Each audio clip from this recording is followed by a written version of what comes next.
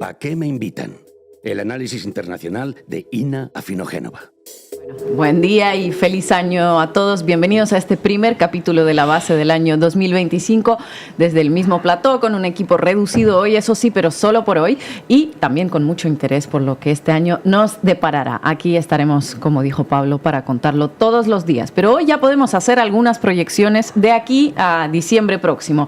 ¿Cómo va a ser el mundo en 2025? ¿Qué va a suceder en Europa, en Oriente Medio, en América Latina?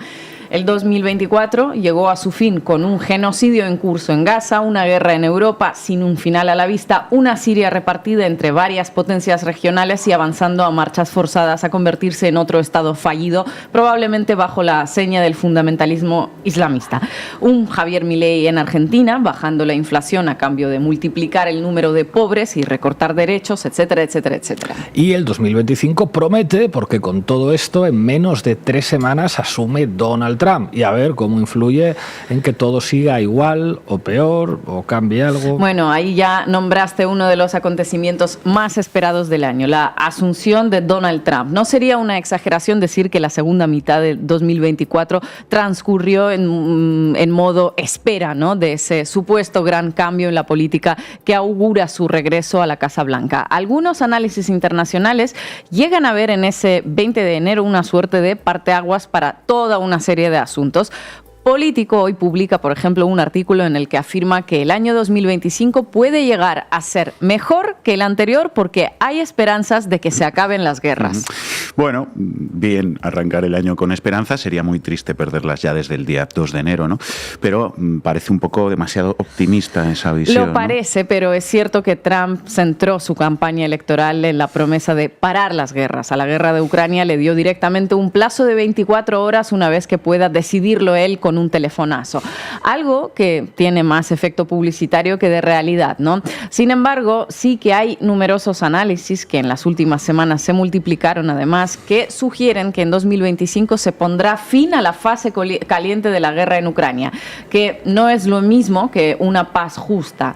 Y esto, bueno, tiene una pinta más realista. Ahora me explico. ¿Habrá negociaciones de paz entre Rusia y Ucrania? ¿Habrá derrota militar de alguno de los dos bandos? ¿O por el contrario, se tratará de un congelamiento del conflicto siguiendo el modelo de las dos Coreas? Hay varios escenarios que se barajan. El caso es que el que propone el equipo de Donald Trump no parece convencerle ni a Kiev ni a Moscú. La idea sería bajar los fusiles y mantener la línea del frente tal y como está hoy, con alrededor de un 20% del territorio ucraniano ocupado por Rusia, sin reconocer la soberanía rusa sobre esas zonas, obviamente, pero aceptando la situación de facto, con tal de no seguir matándose. A Zelensky un escenario así no le convence porque habrá que explicar a la población para qué sirvieron los 3 años de guerra, destrucción y muerte posteriores a abandonar las negociaciones de paz de Estambul en marzo de 2022, que podían haberle puesto final en unas condiciones además mucho más beneficiosas para Ucrania. Efectivamente, además, ¿cómo justificar ante la población una paz sin las fronteras de 1991 recuperadas, ¿no?, que es el objetivo que ha estado declarando la dirigencia ucraniana a lo largo de todo este tiempo? Y además, más allá de las cuestiones territoriales, Kiev no parece estar dispuesto a firmar nada que no le dé unas garantías de seguridad sólidas. ¿Qué son garantías sólidas para ellos? Bueno, pues su integración en la OTAN, evidentemente. En los casi 3 años de guerra no hemos visto, no obstante, por parte de la Alianza Atlántica, ningún tipo de compromiso firme en este sentido. Y a Rusia no le conviene congelarlo todo en la línea del frente porque avanza, ¿cierto? Cree que todavía puede ocupar más kilómetros de los territorios ucranianos, al menos para terminar de anexionarse de facto las regiones que de jure reconoció como suyas, pero que no controla íntegramente. Exacto, Moscú tampoco parece estar interesada en un armisticio y también pide garantías de seguridad que chocan directamente contra las que exige Ucrania. Putin empezó la guerra, entre otros motivos, para que Ucrania nunca formara parte de la OTAN, que es exactamente lo que le puede llevar a firmar un acuerdo que incluya esa posibilidad ahora, 3 años después y con sus tropas mucho mejor posicionadas que las de Ucrania. Bueno, correcto, absolutamente nada. Para que un escenario así, con una Ucrania integrada en la OTAN, no sea viable, tienen que producirse cambios drásticos en el frente militar. Ahora mismo, Ucrania, que hace unos días recibió un último tramo de ayuda de Estados Unidos, no es capaz de propinarle ninguna derrota que cambie el curso de la guerra sustancialmente y refuerce su posición de cara a unas futuras negociaciones.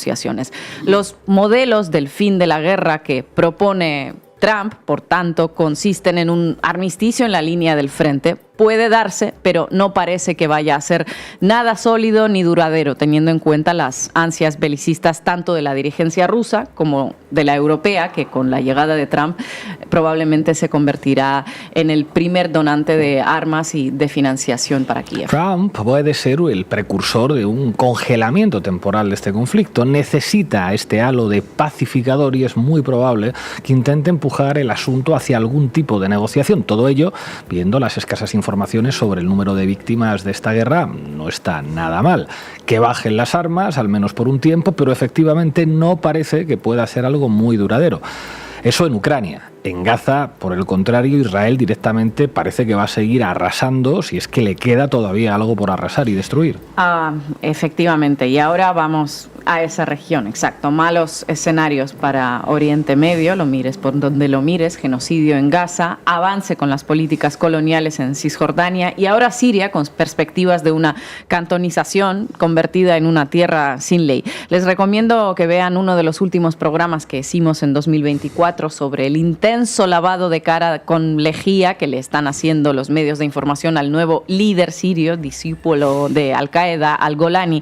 Hasta se ha cambiado de nombre el bueno de Al-Golani y también de atuendos para que nada nos recuerde a su pasado. Ahora se llama Ahmed Al-Shara, viste de traje y tiene la barba más arreglada. En la red social X alguien ha denominado esta transformación como Hugo Bossificación de Al-Golani. Está muy bien, claro. Un Al-Golani Hugo Bossificado ya parece un aliado confiable, comprometido con los derechos humanos y la transición democrática. El Suárez sí.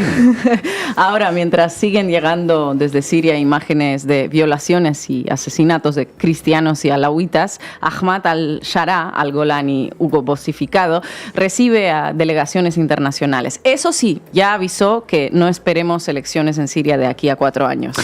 Hombre, claro que se necesita tiempo para crear las condiciones para unas elecciones transparentes, con observadores internacionales y un sistema de conteo confiable. Estarán en ello ya, pero que necesitan 4 años. Poco me parece, ojo. Claro, poco nos parece, ¿no? En la práctica, tras el lavado inicial, es muy probable que veamos lo que ya vimos con los talibanes en Afganistán: fundamentalismo religioso en los territorios controlados por el HTC, extractivismo y colonización en las tierras ocupadas por Israel y una sucesión de violaciones de los derechos humanos de la que ni se hablará. Y cómo se dejará de hablar de ello, pues parecerá que todo está en orden, ¿no?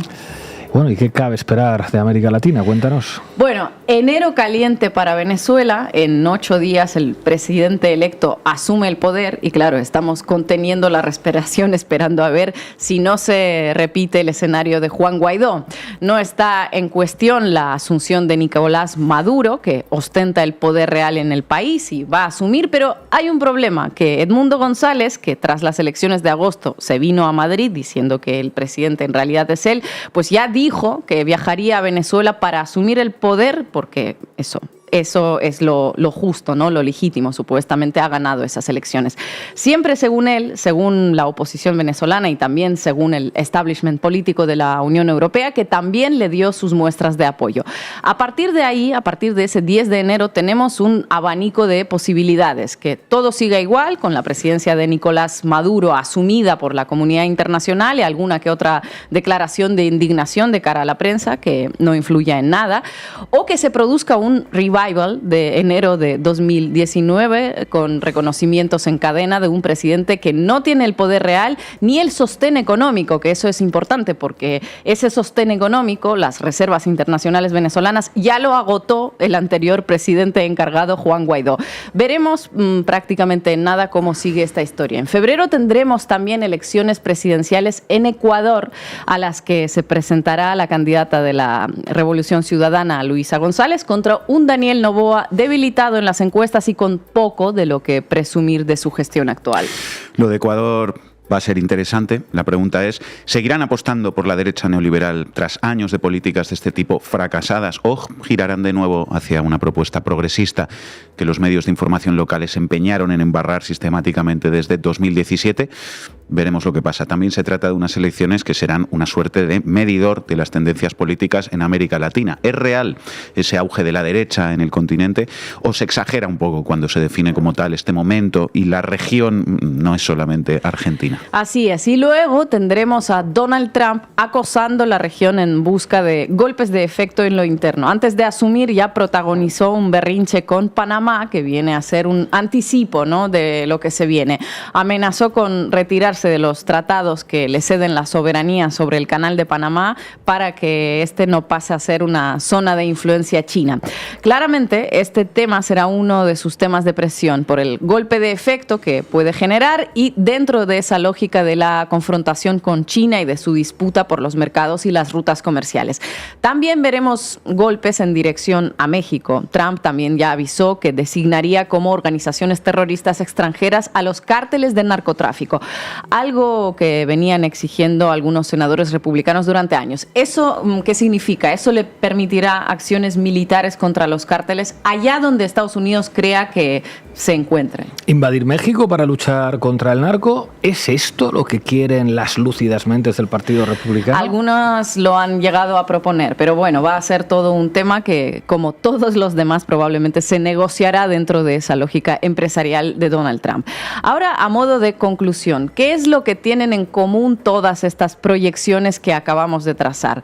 Pues la ley del más fuerte es una idea que veremos reforzada en 2025. Ni orden mundial basado en reglas, ni derecho internacional, rehabilitación del imperialismo, del colonialismo y de la idea de que, bueno, las fronteras pueden moverse, como las de Israel, la integridad territorial puede violarse, si la violan los nuestros, por ejemplo, la de Siria. También los tratados internacionales en los acuerdos bilaterales pueden violarse. ¿Quién tiene el arma más grande? Gana. Y, bueno, claro, con este ejemplo, a ver quién tiene legitimidad para pedirle a otras potencias regionales que detengan sus invasiones y sus violaciones del derecho internacional, ¿no?